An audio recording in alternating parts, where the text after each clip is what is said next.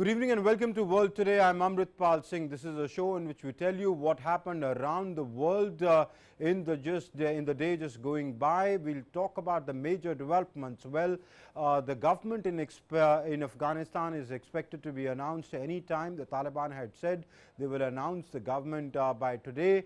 We are expecting some sort of announcements. We'll talk about what the contours of that government could be, who could be the main players of that government, and what do they really stand for, and what could be the future of the Afghan government. Also, the destruction that Hurricane Ida has caused in the United States. We'll be talking about that and much more over the next 1 hour. Let's begin with the headlines we're tracking at this hour.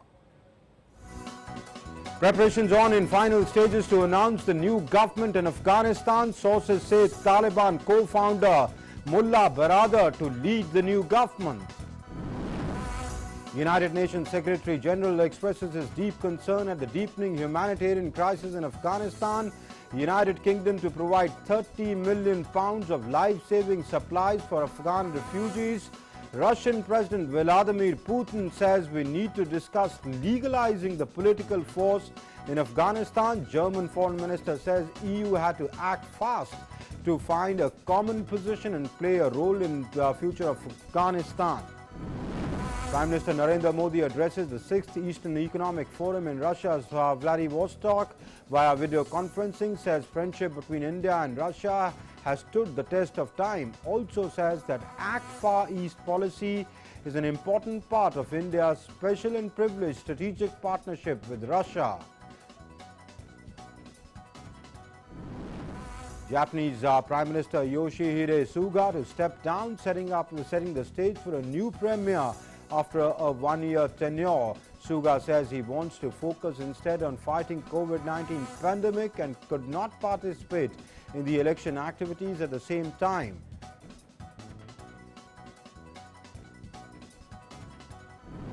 Flash floods kill at least 44 people in 4 northeastern states of the United States as remnants of Hurricane Ida unleash torrential rains. At least 13 persons lose their lives in New York City.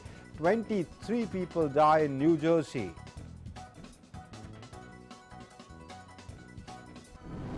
External Affairs Minister Dr. S. Jaishankar calls on Prime Minister of Slovenia, appreciates his insights and perspectives on major global issues, including Europe's challenges, Indo-Pacific and Afghanistan. He also meets the President of the National Assembly of Slovenia. And in sports, India creates history with 12 medal tally at Tokyo Paralympics. Avani wins bronze in 50-meter rifle 3P event. Para-athlete Praveen Kumar bags a silver with a new Asian record in high jump.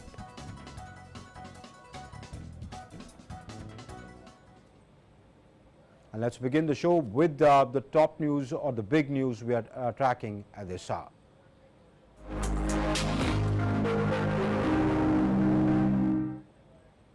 Well, the latest development from Afghanistan. In Afghanistan, Taliban co-founder Mullah Baradar will lead the new Afghan government that could be announced soon. Sources in the Islamist groups have said as it battled rebel fighters while striving to ward off economic collapse. According to sources, Baradar, who heads the Taliban's political office, will be joined by Mullah Muhammad Yaqub, the son of late Taliban founder Mullah Omar, and Sher Mohammad Abbas Stanekzai in senior positions in the government. Preparations are in final stages to announce the new government in Afghanistan. Sources in the Islamist group said that Taliban co-founder Mullah Baradar will lead a new Afghan government that could be announced soon. The Taliban are already preparing to name Haibatullah Akhundzada as its supreme leader. However, there continues to be large-scale concern among members of global community over human rights violations seen earlier under Taliban regime and over large-scale displacement of civilians. British Prime Minister Boris Johnson said it was clear for months that the situation in Afghanistan could go very fast. The Taliban have promised safe passage out of the country for any foreigners or Afghans left behind by the huge airlift. UK Prime Minister said he expects Taliban to adhere to its commitment.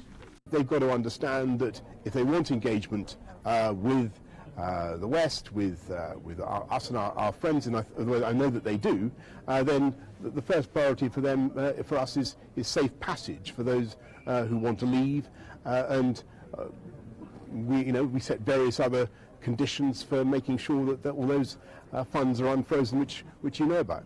Unlike Russia and China, the EU and most Western countries have closed their embassies in Kabul, reducing their opportunities to directly influence any new government there.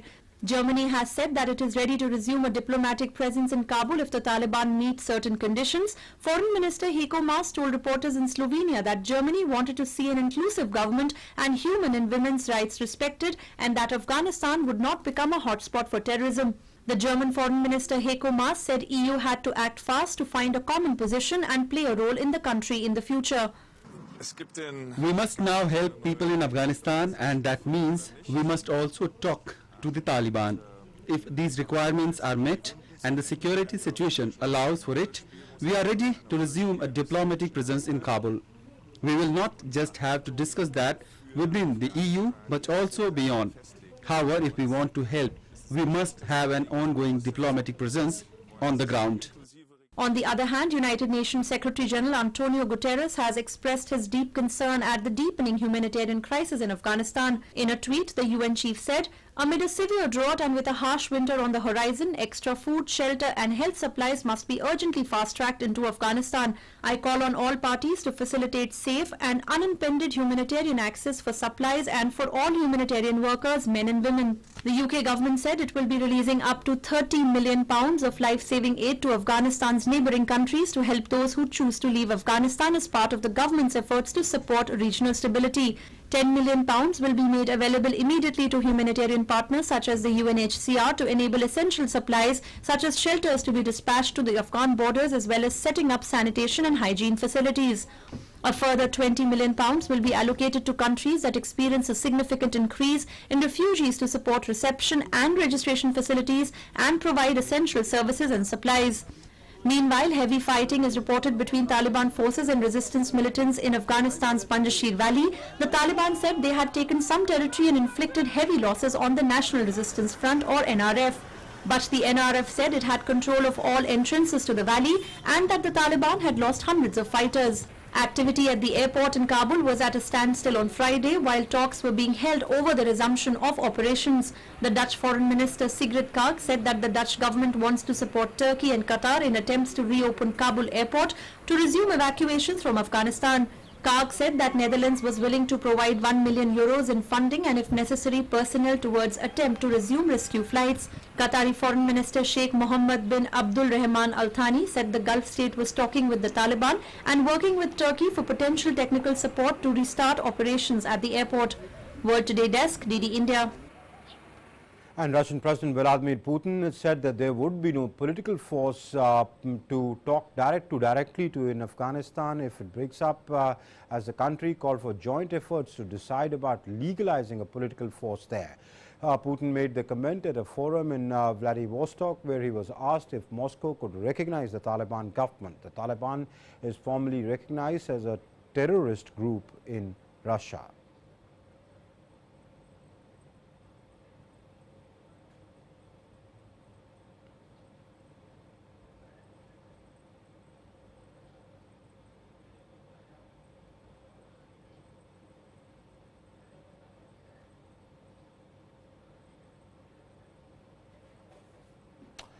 So who could be part of this government? Who are the front runners for this government, and what could be the contours of the government? If I could explain it to you visually as to who could be.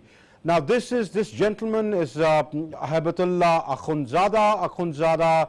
Hibatullah is the current chief of the Taliban. He's what is called the Amirul Momineen, or the head of all faithful. He was a low-profile religious figure who worked under previous Taliban chiefs.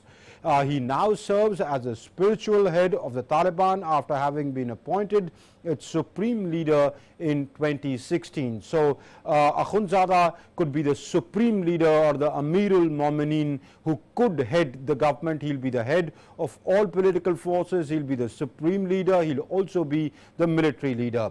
Now, this gentleman is Abdul Ghani Baradar. He's the co-founder of the Taliban along with Mullah Omar, the one-eyed cleric. He founded the Taliban way back in 1994. He's said to have fought side by side along with Mullah Omar.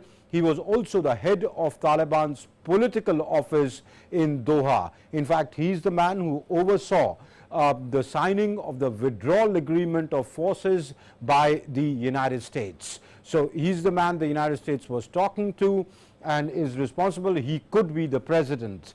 Mullah Muhammad Yaqub. Now, he could be the head of the military. He's the son of Taliban's founder, Mullah Muhammad Omar. Yaqub oversees Taliban's military operations. He's a young boy, 31-year-old boy. He belongs to the moderate camp and has been always for negotiations, for finding a long-lasting peace in Afghanistan. Under Yaqub's leadership, the Taliban has not attacked any of the Western troops who are leaving or have left Afghanistan. So he's the moderate guy within the current Taliban dispensation. This gentleman is Sher Mohammad Abbas Stanekzai. He was living in Doha for over a decade. He was heading the political office there after the removal of the Taliban government in 2001, when the American forces removed the Taliban government. Stanekzai received his training from the Pakistan Army and the ISI, and is said to have close links with the ISI. Interestingly, it was Stanekzai who was trained in India as well. He was trained at the Indian Military Academy, or IMA, in Dehradun. That's where Sher Mohammad Abbas Stanekzai was trained. So he got training in Pakistan, military training in Pakistan, and also military training in India way back in 1982. In 1996, Stanekzai traveled to the United States to ask the then Clinton administration to extend diplomatic recognition for a Taliban ruled Afghanistan. So that is when he's the points man for diplomatic efforts. In fact, the Indian ambassador to Qatar, Deepak Mittal, had met him a few days back last week and had raised India's concerns with him, and he had said that he would respond. Stanekzai had promised that he would respond favorably to India's concerns. Okay. Now, European Union's Foreign Policy Chief Joseph Borrell has said that the European Union will engage with the Taliban subject to strict conditions, but that does not mean the bloc is recognizing a new Afghan government. Borrell added that this engagement would increase depending on the behavior of the government, such as Afghanistan not serving as a base for export of terror to other countries, and respecting human rights, the rule of law and media. We will judge the behavior, and so will engagement, according with the commitment of the Afghan government for Afghanistan not to serve as a base for the export of terrorism to other countries. And what does it mean? What could be the contours of the next government? To talk about that, I am joined by Ambassador Vishnu Prakash. He's a former senior diplomat. Ambassador Prakash, many thanks for joining us. The Taliban is yet to announce the government. We put out a video wall where we talked about who the key figures could be, from Mullah Akhundzada, Habibatullah Akhundzada, to Mullah Baradar, to Stanekzai, to Mullah Yaqub.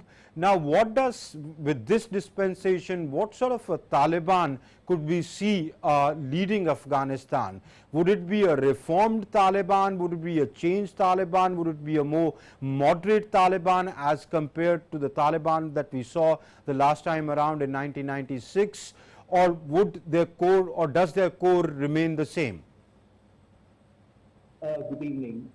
Taliban remains the same in that the philosophy of Taliban has not changed.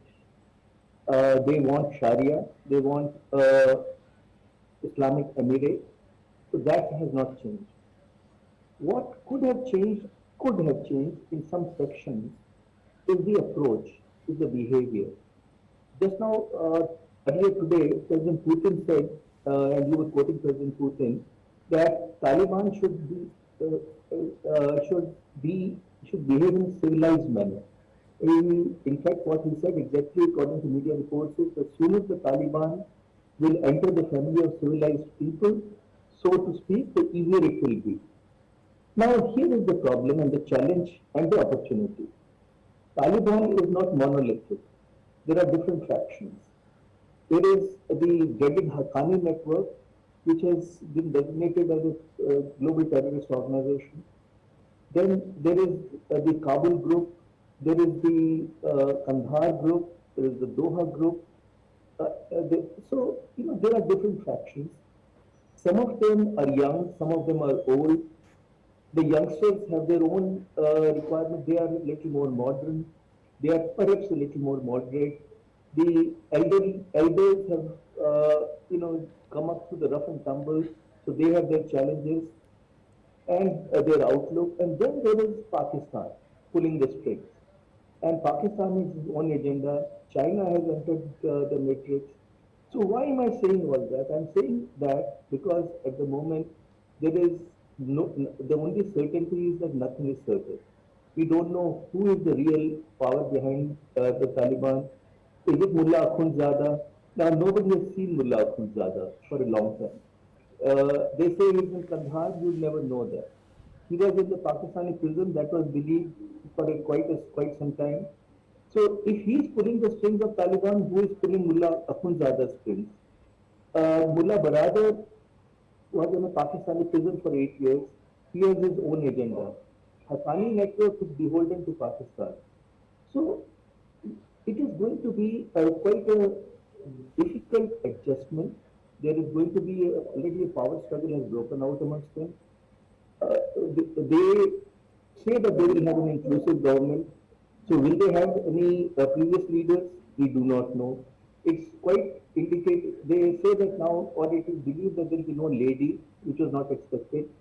So long and short of it is that nothing is very certain at the moment. There is what I can say for sure is that we are going to have a lot of haze, a lot of tug of war. I hope it will not descend into something more than that. And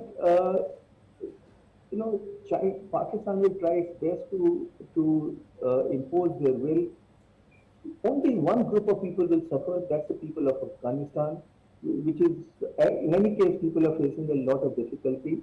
So that is the situation. I wish I could to foresee anything or look at the crystal ball and say that, look, this is how it would be. But it is impossible to judge how it will pan out. Ambassador Prakash, whatever the world might say, but the world has started making the noises saying, President Putin saying, well, there has to be some legalizing force. Unless you talk to somebody, things will go down south. Even the EU has started saying that, okay, if they respect human rights, there is a case for talking to them. So slowly the world is warming up. The Chinese have kept their embassy there. The Russians have kept their embassy there.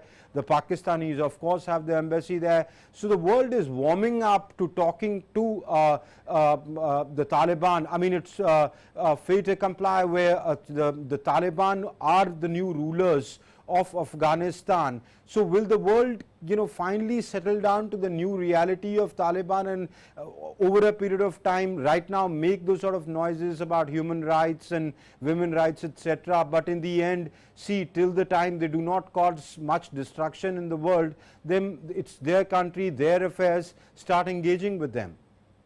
I don't think that anybody could have put it as well as you have put it, and you use a very right, very profound word, noises. What we are actually seeing, especially from the Western world, are noises. They have already handed over the initiative to Taliban. They have already conceded defeat. According to media reports, which may or may not be right, but they appear to be right, is that the CIA chief, Bill Burns, handed over the entire biometric database of the Afghans who had supported the US to the Taliban. The US is the mightiest power on earth, is started seeking the support of the Taliban. And already Britain is saying that, you know, we should give Taliban a chance. Others will say, because the Western world, they were fatigued.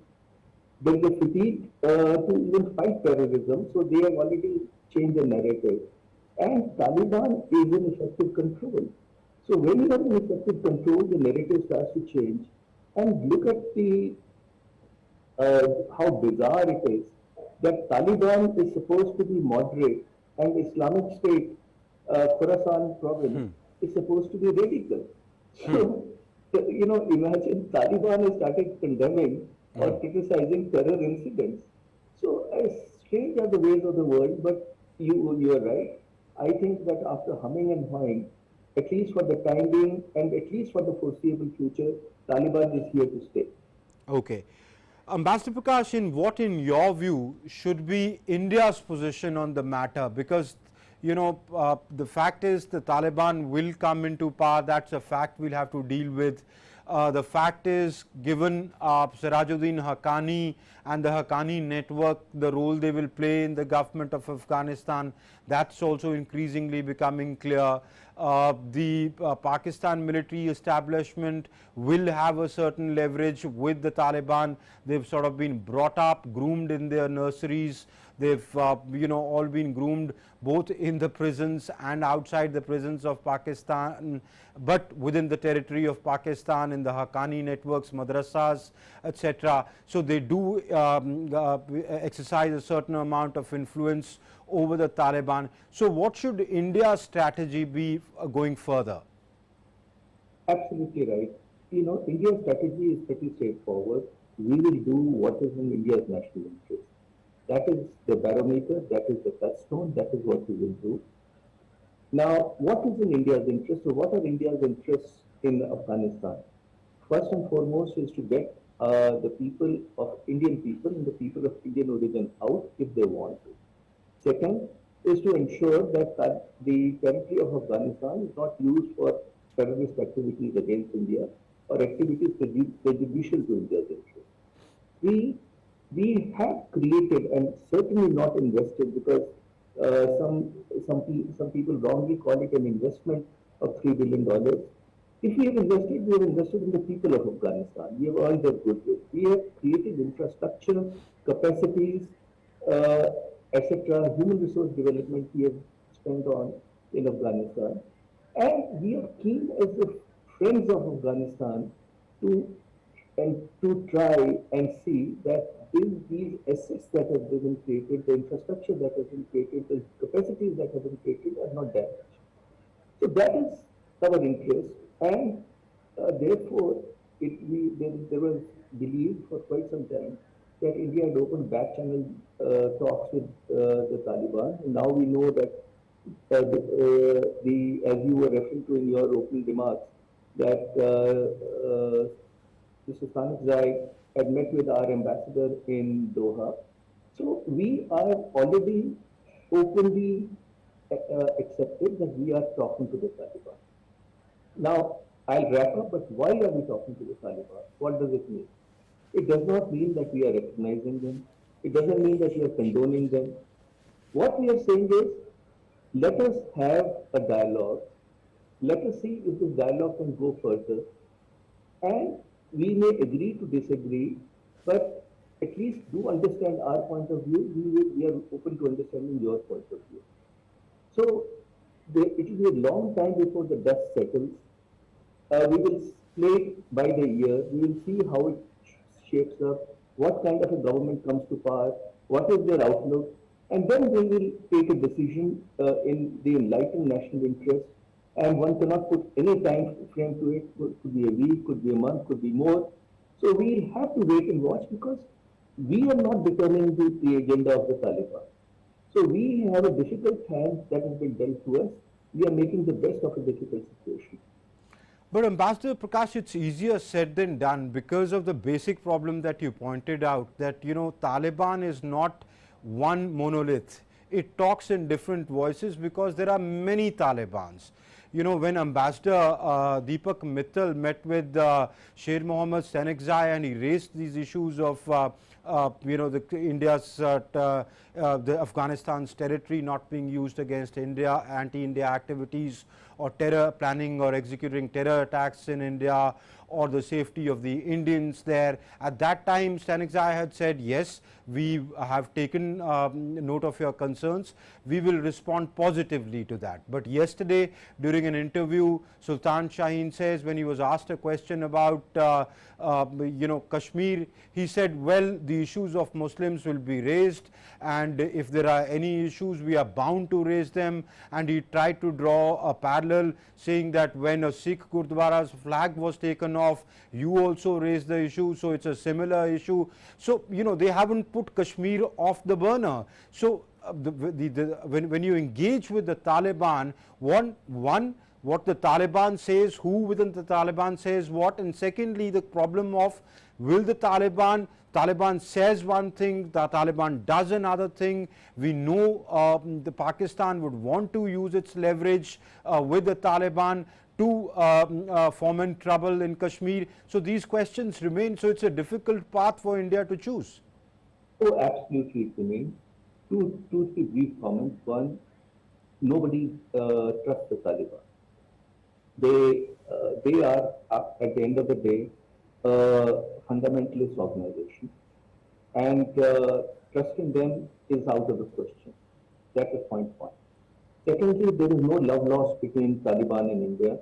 India is one country which has been steadfast in opposing Taliban, not because we have anything against them, but we have strong difficulty, dislike, we abhor their policies, which are inhumane. Now, if you look at it closely, and I'm looking at it as a diplomat, there is no contradiction between the two statements, and I'll explain why. Mr. Stanexai said that Kashmir is a matter between Pakistan and India to sort out. We are not getting it. Okay. So there is the Kashmir issue.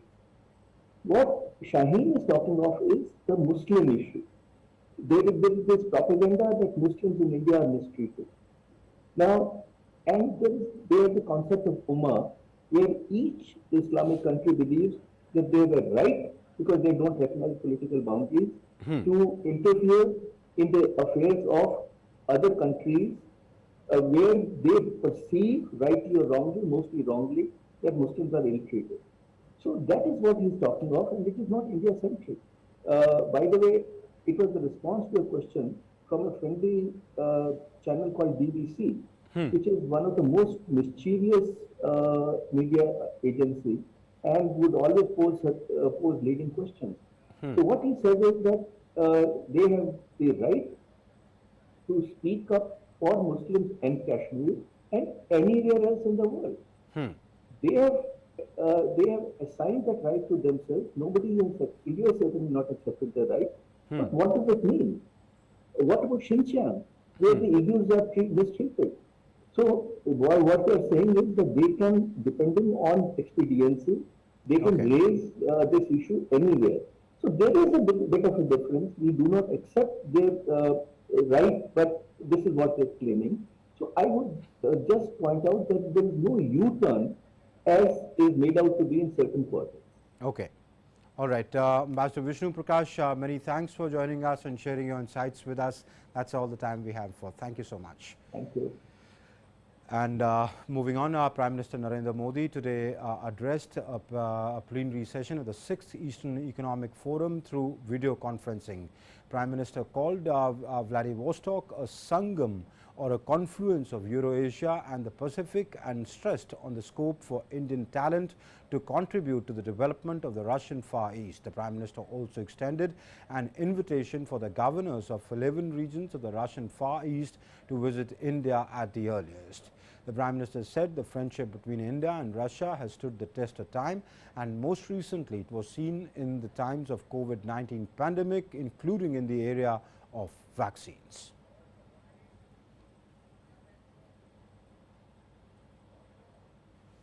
The friendship between India and Russia had stood the test of time. Most recently, it was seen in our robust cooperation during the COVID-19 pandemic, including in the area of vaccines. The pandemic has highlighted the importance of the health and pharma sectors in our bilateral cooperation. Energy is another major pillar of our strategic partnership. India-Russia energy partnership can help bring stability to the global energy market. While in Russia's Far East is rich in resources, the Prime Minister said that India has a talented and dedicated workforce. There is tremendous scope for Indian talent to contribute to the development of the Russian Far East. India has a talented and dedicated workforce, while the Far East is rich in resources. So, there is a tremendous scope for Indian workforce to contribute to the development of the Russian Far East. The Far Eastern Federal University, where this forum is being held, is home to a growing number of students from India. The Prime Minister expressed his happiness that Chennai-Vladivostok maritime corridor is making headway, and this connectivity will bring Russia and India physically closer to each other. I am happy that the Chennai-Vladivostok maritime corridor is making headway. This connectivity project, along with the international north-south corridor, will bring India and Russia physically closer to each other. External Affairs Minister Dr. S. Jaishankar, who is on a visit to three European nations, held bilateral talks with Slovenian Prime Minister Janez Janša. The talks were held on major global issues ranging from Europe's challenges to the Indo-Pacific and Afghanistan. He appreciated his insights and perspectives on major global issues, including Europe's challenges, Indo-Pacific and Afghanistan.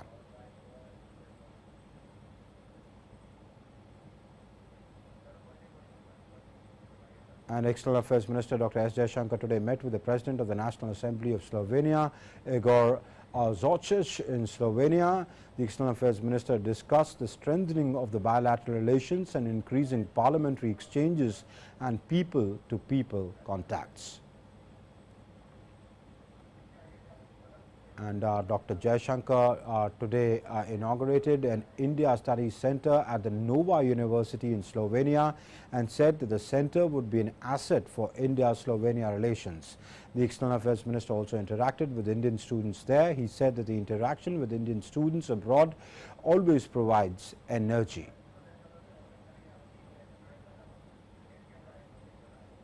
And now for an update on Hurricane Ida in the United States. At least 44 people were killed in flash floods in northeast of the United States as remnants of Hurricane Ida unleashed torrential rains in New York City and New Jersey. The incessant rain swept away cars, submerged the New York City subway lines and grounded airline flights. At least 12 New York City residents and 23 in New Jersey died due to the storm. Residents in most parts of New York, New Jersey, Connecticut and Pennsylvania were coping with waterlogged basements, power outages, damaged roofs. The damage came 3 days after Ida, one of the most powerful hurricanes ever to strike the U.S. Gulf Coast, made a landfall on Sunday in Louisiana, destroying entire communities. US President Joe Biden is traveling to Louisiana on Friday to get a first-hand look at the destruction wrought by Hurricane Ida, the monster storm that devastated the southern portion of the state and left 1 million people statewide without power. The fifth most powerful hurricane to strike the United States came ashore in southern Louisiana on Sunday. Biden will tour a neighborhood in La Place, a small community about 35 miles west of New Orleans that was devastated by flooding, downed trees and other storm damage, and deliver remarks about his administration's response. Earlier on Thursday, President Joe Biden said he has directed the Department of Energy to use all tools, including the Strategic Petroleum Reserve (SPR), to keep gas flowing in the aftermath of Hurricane Ida. The past few days of Hurricane Ida and the wildfires in the West and the unprecedented flash floods in New York and New Jersey is yet another reminder that these extreme storms and the climate crisis are here. We need to be much better prepared. We need to act to increase the availability of gas and easing the pressure on gas prices around the country. I've directed the Secretary of Energy, Jennifer Granholm, to use all of the tools at her disposal, including using the Strategic Petroleum Reserve to keep gas flowing to the pumps.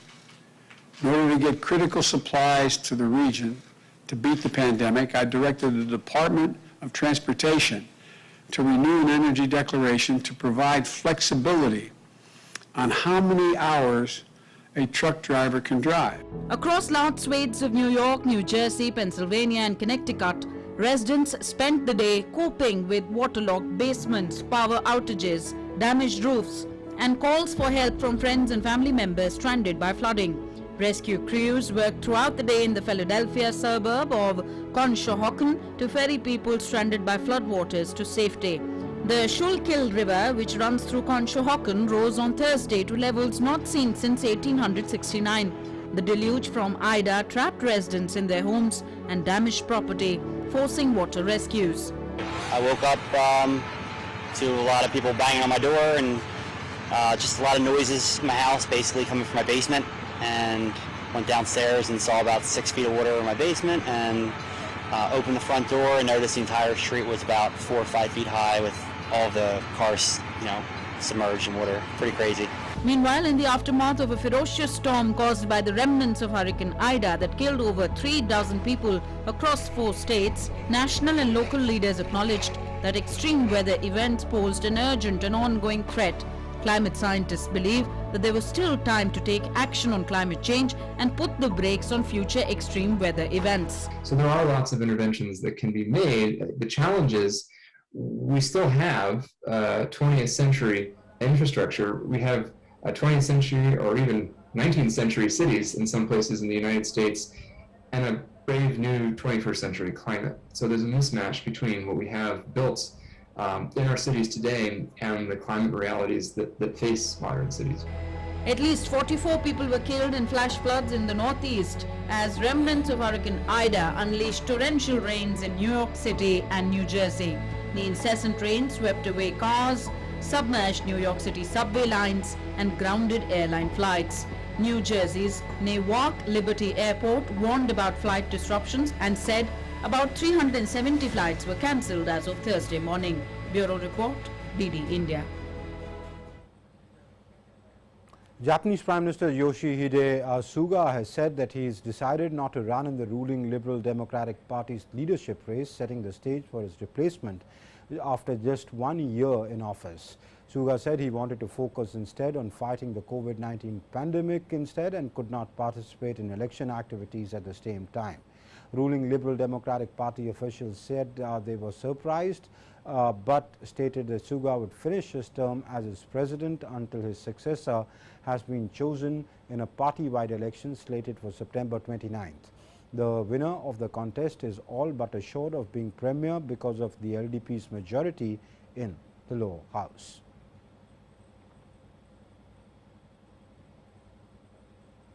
And let's now take a look at what else has been making headlines around the world.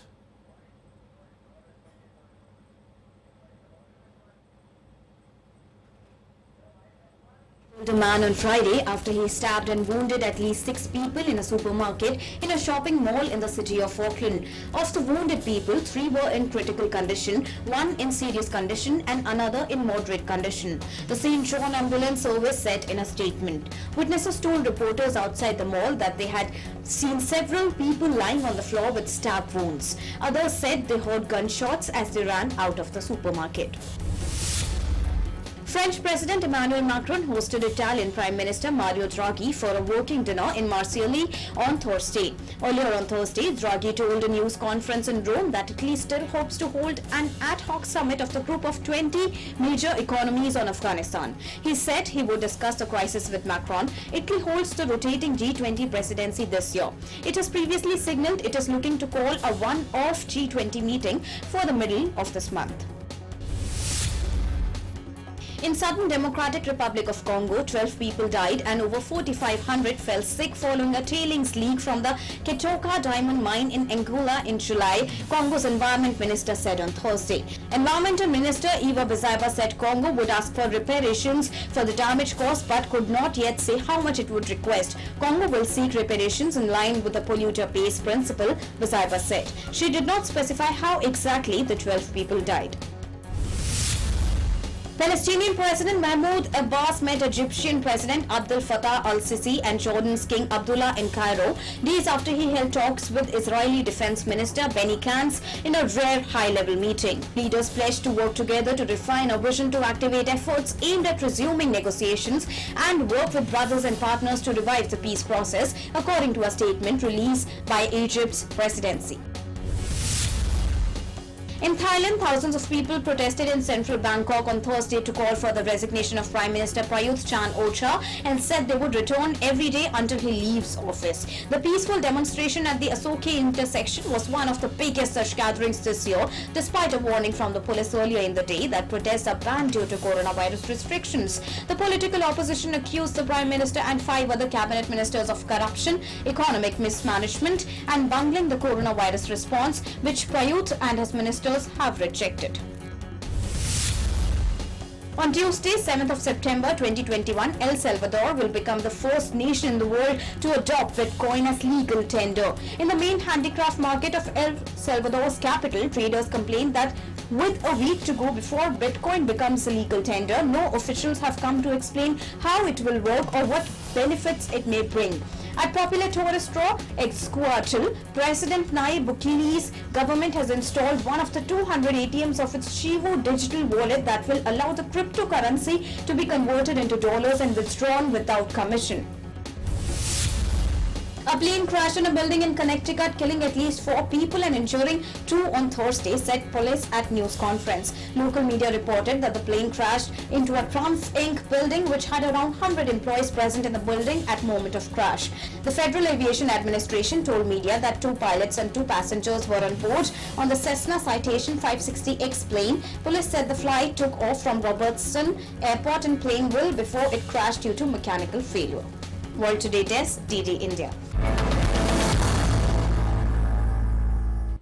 A British-born man who was a member of the team of Islamic State militants in Syria, nicknamed the Beatles and accused of beheading American hostages, pleaded guilty on Thursday to 8 U.S. criminal charges, including lethal hostage-taking and conspiracy to support terrorists. London-born Alexander Koti is one of the 2 Islamic State members who were held in Iraq by the U.S. military before being flown to the United States to face trial on terrorism charges. The charges carried potential death sentences, but U.S. authorities have advised British officials that American prosecutors will not seek death penalty against Koti. And time now for our segment we call Beyond Headlines.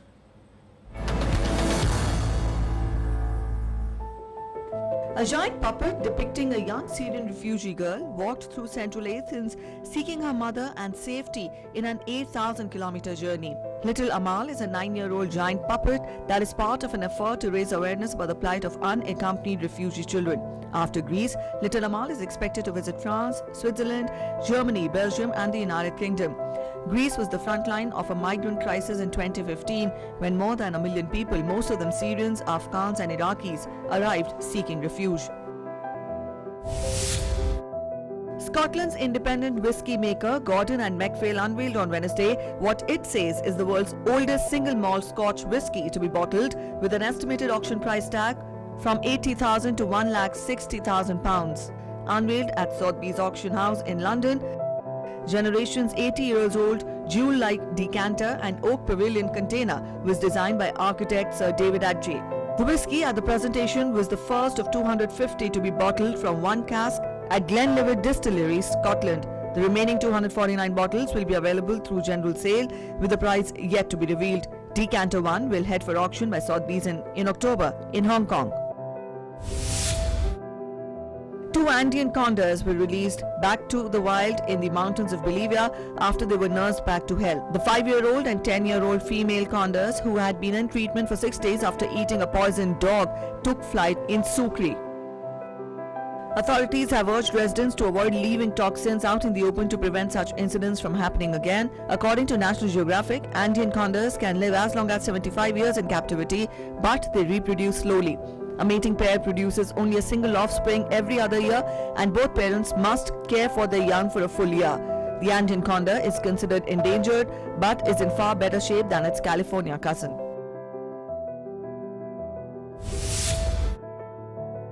An abandoned baby elephant in southwest China was rescued by wildlife officials and treated for an inflamed belly button. The 6-day-old calf had been left behind by its herd in the Yunnan province. CCTV footage showed rescuers treating the calf and performing tests before moving it to the rescue center in a truck. Conservation efforts in Yunnan over the past decade have seen elephant numbers double, putting land and resources under increasing strain.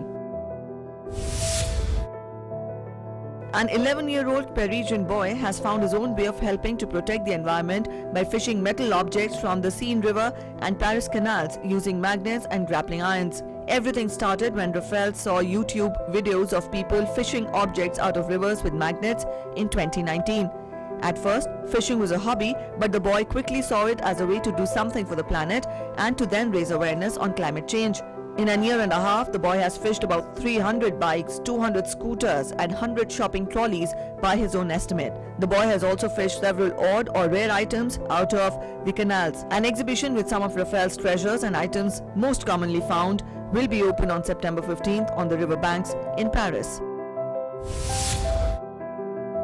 In one of Switzerland's most popular alpine destinations, cable car personnel work over summer months on Mount Titlis to protect its glacial slopes and lifts, blanketing ice to block off the sun. The 3,238-meter high mountain has seen large spots of ice disappear over the recent decades. Within the next half-century, all of it is expected to melt. To help keep its ski sites running better for longer, cable car operator Titlis Bergbanen has been laying fleece over the glacier to act as a natural protective shield, but has had to continually increase cover size over the recent years.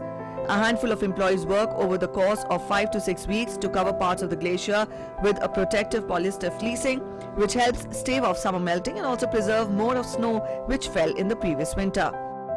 World Today Desk, DD India.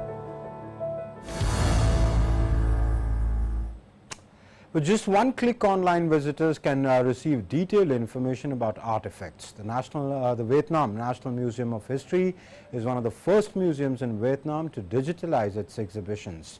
Since 2014, the museum has been updating its use of technology to help visitors access artifacts and other items more easily. At one point, the number of online visits reached nearly 9 million. The Vietnam National Museum of Fine Arts is also offering 3D tours on its website and a multi-channel interpretation app. The app uses artificial intelligence technology to allow people to interact with artifacts via their smart devices. And let's now take a look into what all happened on this very day in history.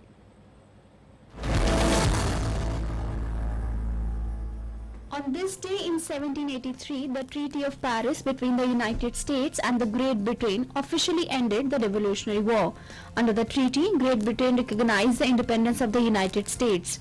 The treaty bears signatures of Benjamin Franklin, John Adams and John Jay. On this day in 1791, the new French Constitution declaring France a constitutional monarchy is passed by the National Assembly. In 1943, on this day, the British 8th Army invaded Italy, landing at Claveria during World War II. Italy signed a secret armistice with the Allies, but it was not announced until 8 September.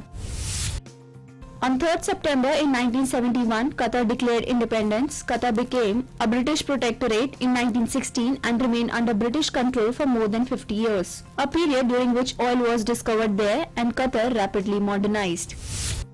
On this day in 1976, after nearly a year-long journey, NASA's robotic spacecraft Viking 2 landed on Mars and began relaying information about the planet's atmosphere and soil, as well as color photographs of the rocky surface. In the year 1978, Pope John Paul I was installed as the 264th Pontiff of the Roman Catholic Church. On this day in 2006, Andre Agassi announced retirement from professional tennis after losing in the third round of the US Open to Benjamin Becker.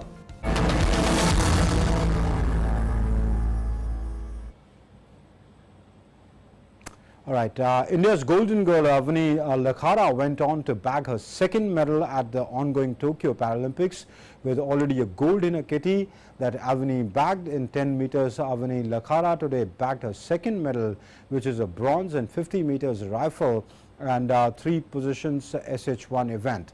With this, Avani Lakhara has now become the only Indian female para-athlete to have won 2 Paralympic medals for the country. More in this report. India's golden girl Avani Lakhara bags yet another medal at Tokyo Paralympics by bagging a bronze medal in 50-meter rifle 3 positions SH1 event. Avani Lakhara scored 445.9 to bag her second medal at Tokyo Paralympics after winning gold for the country.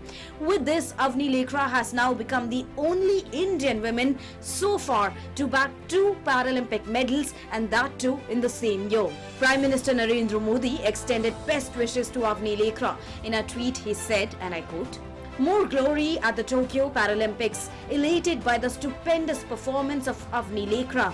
Congratulations to her on bringing home the bronze medal. Wishing her the very best for her future endeavours. #Praise for Para," unquote. Union Sports Minister Anurag Singh Thakur expressed his happiness on India's 12th medal for the country. In a tweet, he said, and I quote, "India's golden girl, amazing Avani. Avani Lakhara has been absolutely awesome at Tokyo 2020 Paralympics by winning her second medal.